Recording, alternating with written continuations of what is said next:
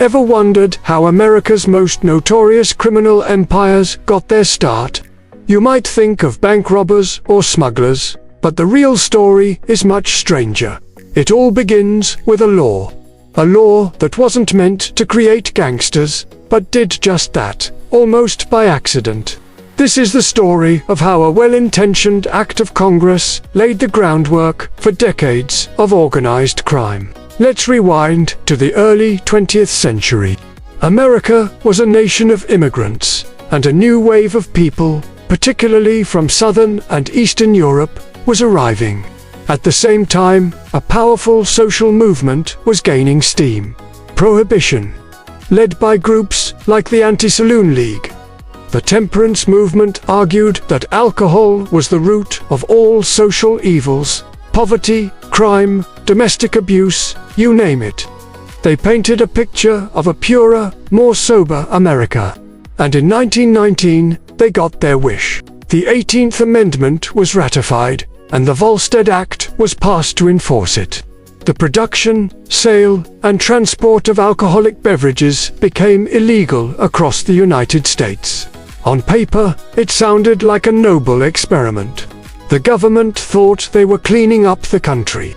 But they completely underestimated one simple, powerful force: human nature. People still wanted to drink. And where there's demand, a supply will always emerge. The legitimate brewers and distillers were shut down overnight. This created a massive power vacuum. Who was going to fill it? Not your average Joe. This was a high-risk, high-reward game, perfect for ambitious, ruthless individuals who weren't afraid to break the law. Enter the gangsters. Before Prohibition, organized crime was mostly small-time, focused on local gambling rings or protection rackets. But the booze ban changed everything. Suddenly, there was a nationwide multi-billion-dollar industry just waiting to be taken over. Bootlegging, legally making, and distributing alcohol wasn't just a crime. It was a business opportunity on an unprecedented scale. Figures who were previously minor criminals saw their chance. In Chicago, a young man named Al Capone, who had started as a bouncer, quickly rose through the ranks. He realized that controlling the flow of illegal liquor was the key to immense power and wealth. Capone built a sophisticated operation. He had illegal breweries and distilleries, a fleet of trucks for transportation, and a network of speakeasies, hidden bars where people could drink and socialize in secret. To protect his empire, he bribed police officers, judges, and politicians. Anyone who stood in his way was met with brutal violence. The St. Valentine's Day Massacre is a chilling example of just how far he would go to eliminate his competition.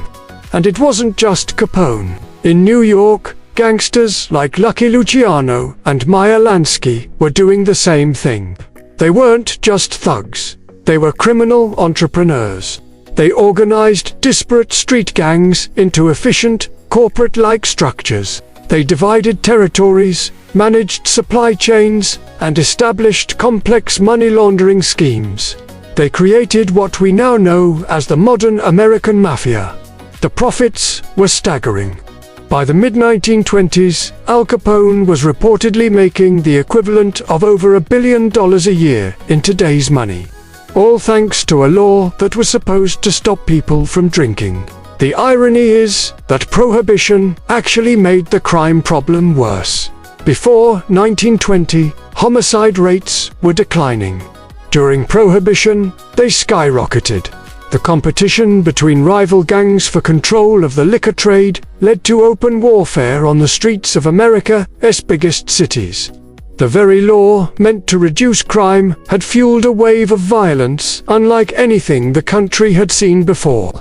Furthermore, it eroded public respect for the law. Millions of otherwise law-abiding citizens were now criminals simply for having a beer. They bought from bootleggers, frequented speakeasies, and saw the hypocrisy of politicians who publicly supported prohibition while privately enjoying a drink. The government's attempt to legislate morality had backfired spectacularly. creating a culture of defiance. The government tried to fight back, of course. Federal agents, like Eliot Ness and his Untouchables, became legends for their efforts to take down Capone's operation. They conducted raids, smashed up illegal breweries, and engaged in shootouts with gangsters. But they were fighting a losing battle. For every speakeasy they shut down, 2 more would pop up. For every bootlegger they arrested, 10 others were ready to take their place. The profits were simply too great, and the demand was too widespread. So, how did this criminal empire get so big? It's because Prohibition gave them 3 key things. First, a product with massive, inelastic demand. Second, a monopoly, since all legal competition was eliminated. And third, enormous untaxed profits, which they could use to corrupt the system and expand their operations. They used their bootlegging money to move into other criminal activities, loan sharking, illegal gambling, and labor racketeering. They were diversifying their portfolio, just like any good corporation. By the early 1930s, it was clear to almost everyone that the noble experiment had failed. The country was in the midst of the Great Depression, and the government was desperate for tax revenue. Legalizing alcohol again seemed like a no-brainer. It would create jobs, generate taxes, and, hopefully, put the gangsters out of the booze business. In 1933, the 21st Amendment was passed, repealing the 18th. Prohibition was over. But here's the kicker. It didn't destroy the criminal empires it had created. Did the mob just pack up and go home? Not at all. The 13 years of Prohibition had been a masterclass in organized crime. The gangsters had built powerful, wealthy, and deeply entrenched organizations. They had established networks of corruption, learned how to manage large-scale illegal enterprises, and accumulated vast fortunes. When alcohol became legal again, they simply pivoted. They already had the infrastructure, the connections, and the capital. They invested their bootlegging profits into legitimate businesses: construction, garbage disposal, food distribution, which they often controlled through intimidation and illegal tactics. They expanded their control over labor unions and solidified their grip on illegal gambling. Prohibition had been their startup phase. It gave them the seed money and the business model to build a lasting criminal conglomerate that would plague America for the rest of the 20th century. So, the law that was meant to purify America ended up being the single greatest gift to organized crime in the nation's history. It took small-time crooks and turned them into criminal masterminds. It transformed street gangs into sophisticated syndicates. It accidentally created a criminal empire whose influence would be felt for generations. It's a powerful lesson in unintended consequences, showing how even the best of intentions can pave the road to a very different and much darker destination. It proves that when you outlaw something people desperately want, you don't eliminate it. You just hand control of it over to the most ruthless people in society. Thanks so much for watching.